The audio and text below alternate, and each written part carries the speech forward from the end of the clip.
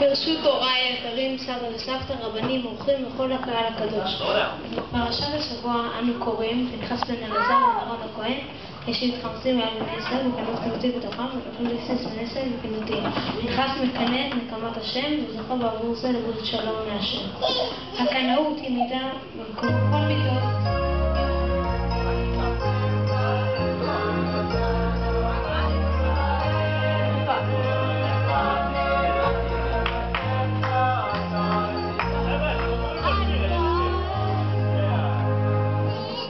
כל מידות היא יכולה להיות טובה ויכולה להיות רעה. אצל פנחס היא הייתה טובה. מאיפה הוא קיבל את המידה הזו?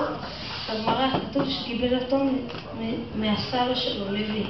כמו הגמרא בסנהדרין מספרת שמלאכי השרת רצו להפריע את פנחס ולתקופו, אמר להם הקדוש ברוך הוא, הניחו לו קנאי בן קנאינו, משיב חמה בן משיב חמה. מפרש רש"י,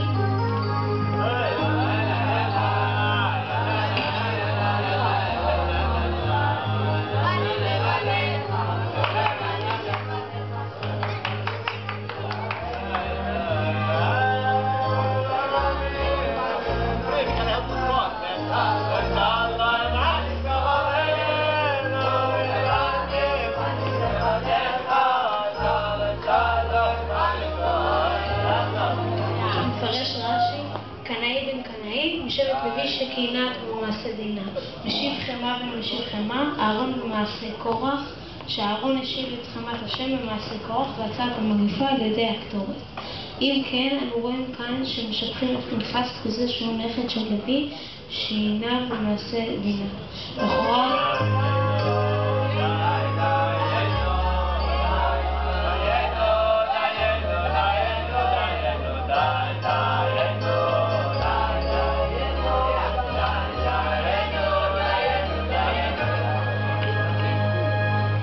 לכאורה קשה, הרי מעשה הקנאות של לוי לא נחשב לו לדבר טוב, כמו שכתוב בפרשת ויחי, שמעון בן לוי הכין כלי חמאס מכורותיהם.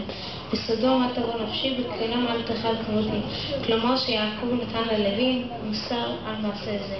אם כן, מהו שהבח של פנחס שהקנאות שלו מתייחסת ללוי? אלא הביור, עצם הקנאות של לוי שהכה ששכם במעשה דינה הייתה קנאות חיובית, אבל מה שיעקב אבינו נתן מוסר ללוי, וזה היה מה שהוא עשה על דעת עצמו בלי ליטול רשות מיעקב, שהיה אז גדול הדור. אל תתנהגות כזו שעושים על דעת עצמם. אמרה יעקב אבינו בסדום אל תבוא נפשי בכלם אל תאכל כבודי, שמזה יכול לצאת כוח וזמרי שיעשו נגד משה רבנו.